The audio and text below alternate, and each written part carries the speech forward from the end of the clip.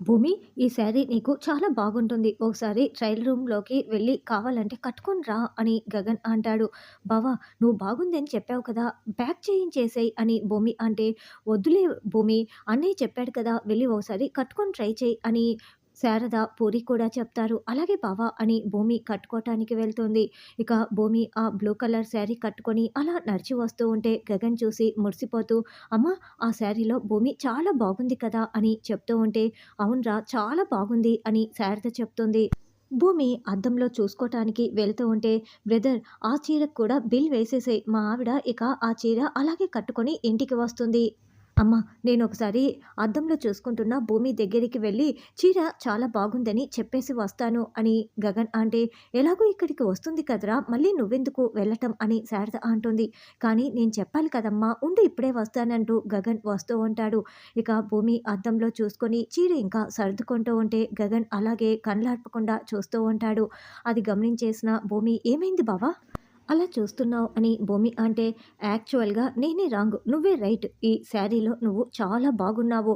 అత్యద్భుతంగా ఉన్నావు. యాక్చువల్‌గా అత్యద్భుతంగా అన్న పదానికంటే ఇంకా గొప్ప పదం ఏదైనా ఉంటే దాన్ని యూజ్ చేయొచ్చు. అంత బాగుంది అని గగన్ చెప్తుంటే, థ్యాంక్ యూ బావ, థ్యాంక్ యూ సో మచ్ అని భూమి అంటే, "ఒట్టి థాంక్సేనా, నాకు ముద్దు కావాలి" అని గగన్ అంటాడు. "బావ, ఏంటి మనం ఎక్కడున్నామో నీకు అర్థమవుతోందా? పో బావ" అంటూ భూమి సిగ్గుపడుతూ పెట్టకుండా వెళ్తూ ఉంటే గగన్ భూమి చేతిని పట్టుకుంటాడు. "ఎందుకు నువ్వలా పరుగులు పెడుతున్నావు" అని గగన్ ప్రశ్నిస్తూ ఉంటే, "బావ, ఇప్పటివరకు నువ్వు ఏం మాట్లాడావో, ఏం అడిగావో అర్థమవుతోందా" అని భూమి అంటే, "ఏ, నేను నీ భర్తనే కదా, నువ్వు నా భార్యవే కదా, ఎక్కడ ఉంటే ఏంటి? నీ అందానికి నేను ముగ్ధుడినైపోయి నాకు కొంచెం డోస్ ఎక్కువైపోయింది. కానీ జరిగిందంతా నాకు గుర్తుకు ఉంది. కానీ ఒక్క విషయం గుర్తుకు పెట్టుకో. ఈ షాపింగ్ మాల్ దాటి ఇంటికి వెళ్ళే లోపల నేను నీకు ముద్దు పెడతాను" అని గగన్ చెప్పటంతో, "పో బావా" అంటూ భూమి సిగ్గుపడుతూ పరుగులు పెడుతుంది. "అత్తయ్య, నువ్వు నేను కలిపి పూరికి చీరలు సెలెక్ట్ చేస్తాము. పూరి, నువ్వు మీ అన్నయ్య కలిపి శివకి సెలెక్ట్ చేయండి" అని భూమి చెప్తుంది. అపూర్వ, నక్షత్ర డైనింగ్ టేబుల్ దగ్గర కూర్చొని ఉంటే, "ఇదిగో అపూర్వ, చికెన్ బిర్యానీ, అలాగే mutton biryani, prawns biryani, fish biryani, అన్ని బిర్యానీలు కూడా ఆర్డర్ పెట్టాను" అని గోరింటాకు అంటే, "నీకు పిచ్చి పట్టిందా? ఎందుకలా పెట్టావని" నక్షత్ర అంటుంది. "ఎందుకంటే అపూర్వకి ఇదే ఆఖరి భోజనం కాబట్టి ఏ క్షణంలోనైనా పోలీసులు రావచ్చు, అరెస్ట్ చేయొచ్చు. ఎందుకంటే ఆ వీడియో పాతిపెట్టటం అన్ని వీడియోలో క్లియర్ కట్‌గా ఉన్నాయి కదా" అని గోరింటాకు అంటుంది. అప్పుడే పోలీస్ జీప్ రావటంతో కేపీ రెంటని లోపలికి తీసుకువస్తూ ఉంటారు. "అదిగో, పోలీసులు కూడా వచ్చారు. ఇక చిప్పకూడు గతే" అని గోరింటాకు అనడంతో అపూర్వ చాలా టెన్షన్ పడుతూ ఉంటుంది. "రండి ఇన్స్‌పెక్టర్ గారు, ఇదిగో నా కొడుకుని చంపిన ఈ అపూర్వని అరెస్ట్ చేసి తీసుకువెళ్ళండి" అని కేపీ అరుస్తూ ఉంటే, "ఈ రాక్షసి జీవితాంతం జైల్లోనే ఉండాలి. అరెస్ట్ చేయండి ఇన్స్‌పెక్టర్ గారు" అని మీరా కూడా ఏడుస్తూ చెప్తూ ఉంటుంది. "చెర్రీని చంపినందుకు, హత్య చేసినందుకు మిమ్మల్ని అరెస్ట్ చేస్తున్నాం" అని ఇన్స్‌పెక్టర్ చెప్పగానే లేడీ కానిస్టేబుల్ అపూర్వ చేతికి బేడీలు వేస్తారు.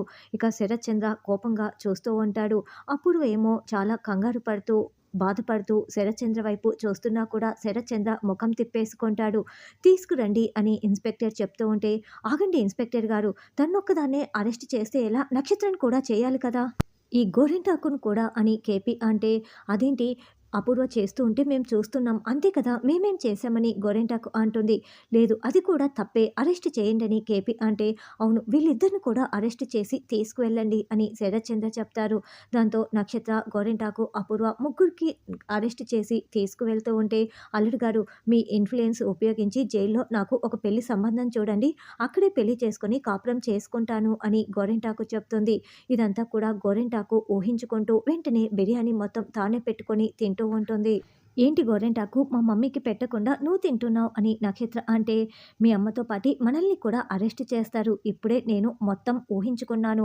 అదే జరిగేది. కాబట్టి నేను కూడా తినాలి కదా" అన్నట్లు, "మన ముగ్గురికి ఒకటే గది ఇస్తారా? లేకుంటే కాస్త ఏసీ గది ఇప్పించమని చెప్పు అమ్మాయి. అయినా కూడా అంత పెద్ద శోభాచంద్రనే చంపి నువ్వు ఇలా బాగున్నావు. కానీ ఇప్పుడేమో ఇలా ఇరుక్కుపోయావు" అని గోరింటాకు అంటే, "అవునవును మమ్మీ, ఇప్పుడు మేమిద్దరము నువ్వే చేశావు, మేమేం చేయలేదని అప్రూవల్‌గా మారిపోతే మాకు శిక్ష ఏమైనా తగ్గుతుందా" అని నక్షత్ర అంటే, "అలా కనుక చేస్తే మీ అమ్మ జైల్లోనే ఉండి మన ఇద్దరిని కూడా లేపేస్తుంది. దాని బదులు మీ అమ్మతో పాటి జైల్‌లో ఉండటమే మేలు నక్షత్ర" అని గోరింటాకు అంటే, "మీరిద్దరూ కాస్త ఆపుతారా? అసలు శోభాచంద్రని చంపే నేను ఇలా బ్రతుకుతూ ఉంటే, ఇప్పుడు చలిచీమల చేతికి చిక్కినట్లు ఇలా ఇరుక్కుపోయాను. ఛ! మీరు మాట్లాడారంటే ప్రాణాలు తీసేస్తా జాగ్రత్త" అని అపూర్వ అరుస్తూ ఉంటుంది. "అత్తయ్య పూరికి ఈ శారీ ఎలా ఉంటుంది?" అని భూమి అడుగుతూ ఉంటే, శారద ఒక సూట్ వైపు చూస్తూ ఉంటుంది. "అత్తయ్య, ఇప్పుడు మీరు ఆ సూట్‌ని మామయ్య కోసం తీసుకోవాలనుకుంటున్నారు అంతే కదా?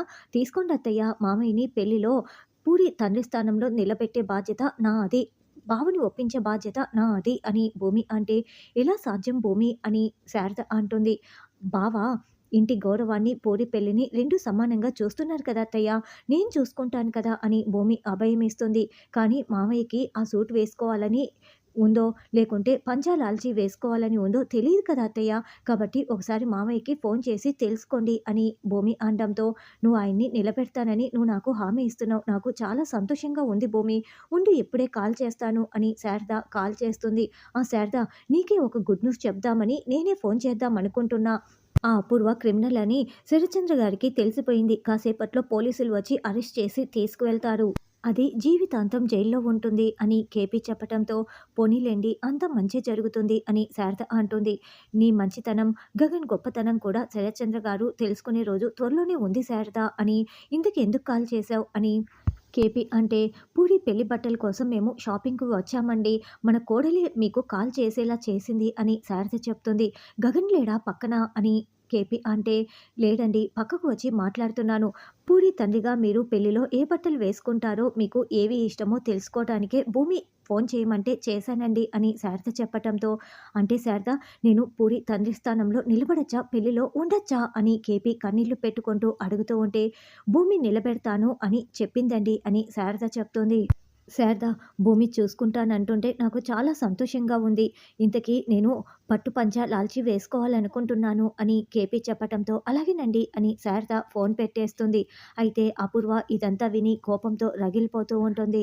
"అమ్మాయి, ఉప్పు, పప్పు, బట్టలు పెట్టుకుందామా" అని గోరింటాకు అంటే, "ఒక్కసారి జైలుకి వెళ్ళిన తర్వాత ఒకటే డ్రెస్సు, ఒకటే తిండి. అందుకే చిప్పకూడు అంటారు గోరింటాకు" అని నక్షత్ర చెప్తుంటే, "మనము ఏ జైలుకు వెళ్ళటం లేదు" అని అపూర్వ అంటుంది. "అమ్మాయి, నీ మాట వినే మంత్రదండం నీకు దొరికిందా ఏంటి? ఇలా పిచ్చి పిచ్చిగా మాట్లాడుతున్నావు" అని గోరింటాకు అంటే, వెంటనే అపూర్వ గోరింటాకు చెంప పగలగొడుతుంది. "అసలు మనం జైలుకే వెళ్ళటం లేదు. జైలుకు వెళ్ళే ఛాన్సెస్ చాలా తక్కువ. ఎందుకంటే ఇందాక కేపీ పూరి పెళ్లి గురించి శారదతో ఫోన్‌లో మాట్లాడుకుంటుంటే నేను అనుకోకుండా విన్నాను. ఒకవేళ చెర్రీగాడు నిజంగానే చనిపోయి ఉంటే అసలు ఆ కేపీ అసలు బాధపడకుండా పెళ్లిలో ఎలా నిలబడతాడు? అయినా చెర్రీ సరిగ్గా చనిపోయే టయానికి ఆ గగన్ గాడు వచ్చి ఎలా వీడియో తీస్తాడు? వీటన్నింటి గురించి మనం ఆలోచించలేదు. అంటే చెర్రీ చనిపోలేదని నాకు అర్థమవుతోంది. ఇప్పుడు ఆ చెర్రీ గాడు చావలేదు అని మనం నిరూపించగలిగితే మనం జైలుకు వెళ్ళటం ఆగిపోతుంది" అని అపూర్వ చెప్తుంది.